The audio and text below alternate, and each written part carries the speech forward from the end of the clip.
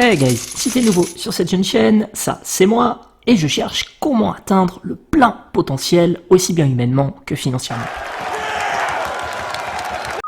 Et aujourd'hui, c'est un important sujet que je souhaiterais aborder avec toi, puisque en ces temps compliqués, il est absolument vital, si tu souhaites prospérer, que tu mettes en place dès aujourd'hui, si ce n'est déjà fait, une stratégie d'investissement pour protéger chaque euro que tu as économisé, car tu vas voir que tes économies sont clairement menacées par une chose que tu ne peux pas contrôler, appelée inflation. Alors tout d'abord, laisse-moi t'expliquer le pourquoi protéger ton argent épargné. Petit aparté, avant de commencer, tu te demandes peut-être pourquoi la vidéo qui accompagne mon discours transpire la prospérité à l'excès.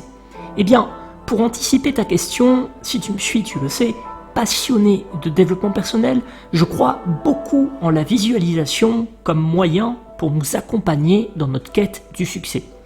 Partant du principe que ce que tu peux visualiser, alors tu peux ensuite le matérialiser à force de persévérance et de travail régulier. Donc tu as compris l'idée, tout en te délivrant un message pour mieux gérer tes finances personnelles, l'idée est aussi de travailler sur une pratique de développement personnel appelée visualisation, en se projetant en pleine prospérité, même si, attention, tout ce que tu vas voir ne sont que des passifs, autrement dit, à éviter tant que tu n'as pas une certaine assise financière te permettant de consacrer une petite partie de ton budget à ces choses-là. Car effectivement, mieux vaut se focaliser sur l'achat d'actifs uniquement, surtout si tu débutes dans ta quête de prospérité.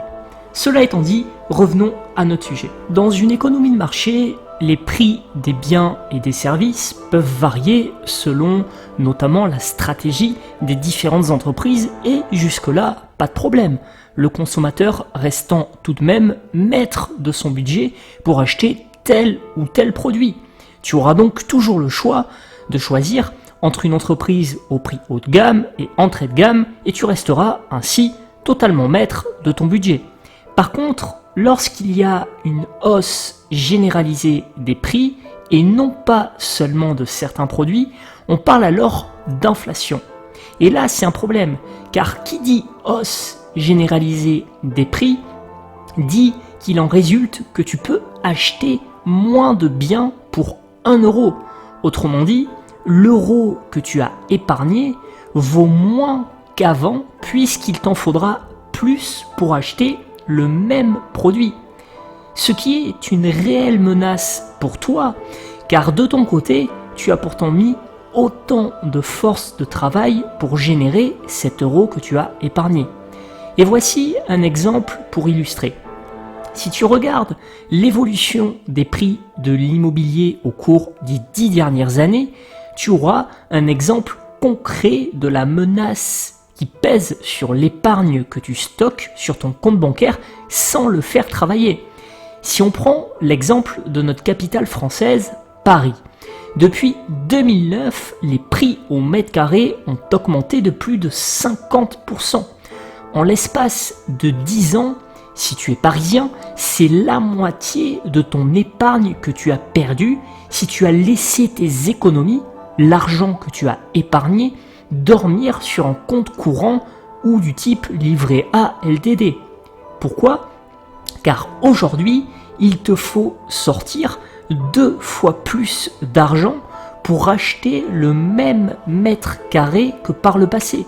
C'est donc dommage, mais dans cet exemple, ton épargne s'est ainsi dévalorisée de moitié en l'espace de 10 années. Et aujourd'hui, avec les difficultés que l'on a rencontrées sur le plan sanitaire notamment, l'inflation a de fortes chances d'arriver et nous ne parlons même pas en plus d'une inflation modérée qui, si contrôlée, c'est vrai, est plutôt bonne puisqu'elle permet d'assurer l'équilibre entre le niveau d'épargne et le niveau d'investissement.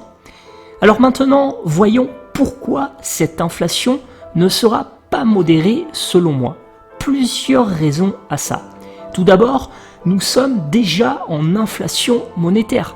Autrement dit, la hausse excessive de la quantité de la masse monétaire pour soutenir le château de cartes sur lequel notre société repose aujourd'hui plus connu sous la dénomination de planche à billets, est à son apogée et risque d'arriver prochainement l'inflation par les coûts avec l'augmentation des cours des matières premières qui va contribuer à accélérer la hausse des prix.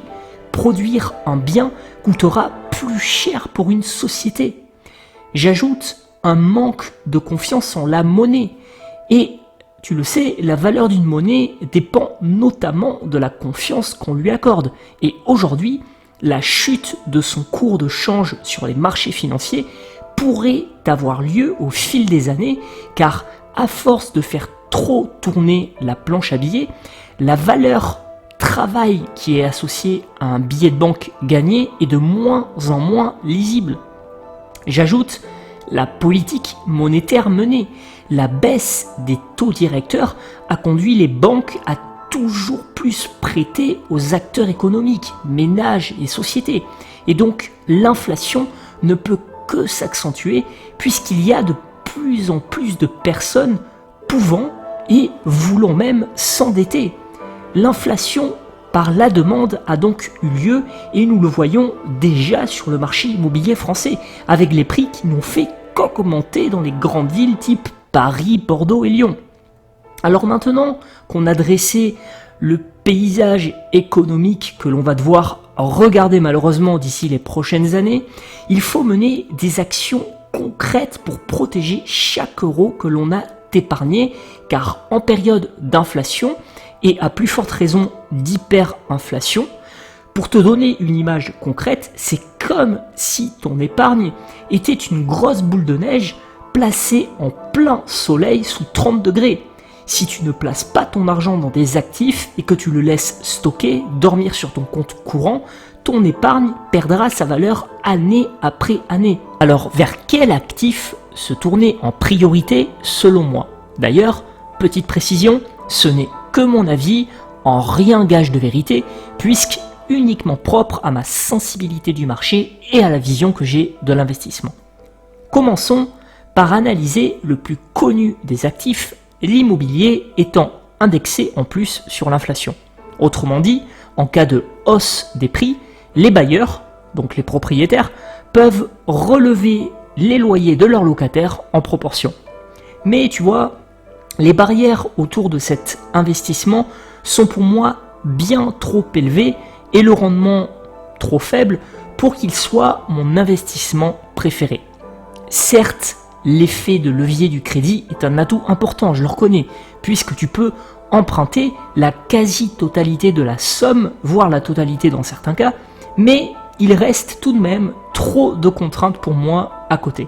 Par exemple, dans les grandes villes françaises, il y a l'impossibilité de jouir de son bien, de sa propriété, comme l'on voudrait. Je pense à la location à la nuitée type Airbnb, qui est fortement encadrée, mais pas que, aussi dans la location classique longue durée. Dans de grandes villes françaises, il y a un encadrement des loyers à la relocation.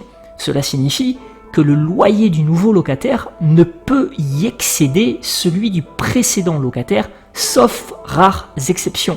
En conséquence, lorsqu'un locataire quitte ton appartement, eh bien, tu ne peux pas fixer librement le loyer applicable au nouveau locataire, ce qui moi me pose problème parce que pourtant c'est ma propriété.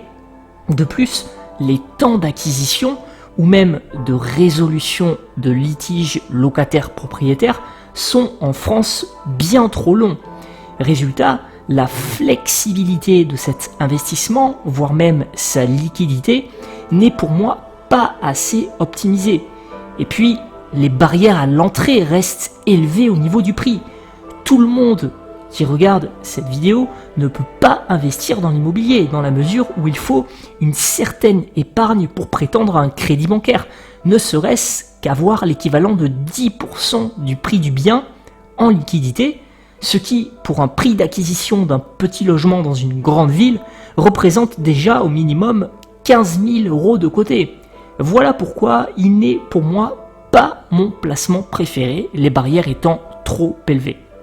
Si on sort donc de l'immobilier, certaines personnes parlent d'investir aussi dans le vin et les objets d'art, mais Encore une fois, pour moi, la barrière à l'entrée est élevée puisque c'est réservé aux connaisseurs.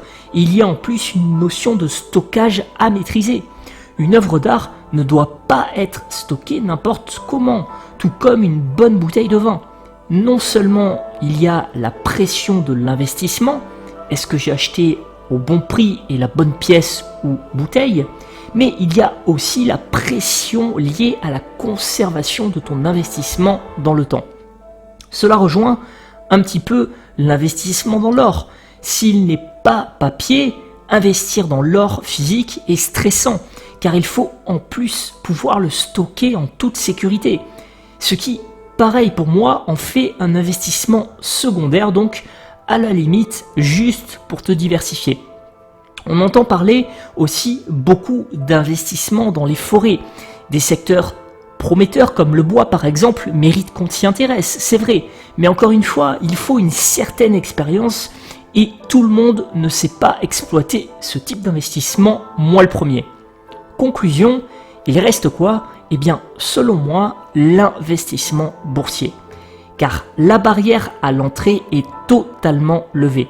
Tu peux commencer à placer ton argent avec seulement une centaine d'euros en poche. Et tu as un actif en plus tangible que tu peux analyser pour juger de la valeur à contrario du Bitcoin. Résultat, mettre tes liquidités dans une belle société que tu auras analysée, aux résultats solides et à la perspective prometteuse, ne pourra que faire prendre de la valeur à ton capital placé.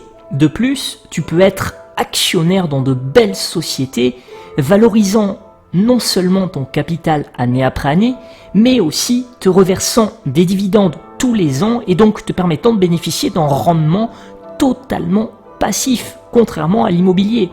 Et petit conseil d'investisseur boursier, si tu souhaites prospérer et lisser le risque, réinvestis toujours les dividendes que tu perçois pour faire gonfler ton capital de départ et dans d'autres sociétés pour te diversifier. C'est la magie des intérêts composés. D'ailleurs, on prête à Warren Buffett la formule suivante. Ma richesse vient essentiellement de la combinaison de 3 choses. Vivre en Amérique, la chance et les intérêts composés. Cet effet boule de neige des intérêts composés est particulièrement puissant sur plusieurs années. Donc si tu es patient comme moi, que tu souhaites un investissement passif, sans contrainte de stockage, comme le placement dans le vin, l'or ou les œuvres d'art ou même les sneakers par exemple, et que tu ne souhaites pas non plus de contraintes de flexibilité ou de contraintes juridiques de par les lois encadrant la hausse des loyers sur l'immobilier, eh bien, selon moi, il ne te reste que l'investissement boursier. C'est bien évidemment mon avis que j'ai souhaité te partager ici, un peu comme si j'échangeais avec un ami autour d'un café sur la meilleure manière pour moi de faire travailler mon argent épargné. Ce que je veux donc te dire par là, c'est qu'il s'agit d'investissement et que peu importe le support choisi, immobilier, bourse, etc., investir ton argent présentera aussi toujours des risques importants de perte en capital.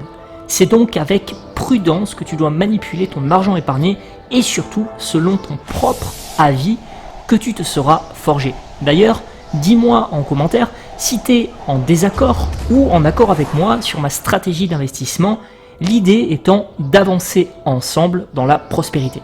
Et si tu as apprécié cet épisode, laisse-moi ton plus beau like et commentaire. Et de mon côté, je te dis à très vite pour un nouveau sujet.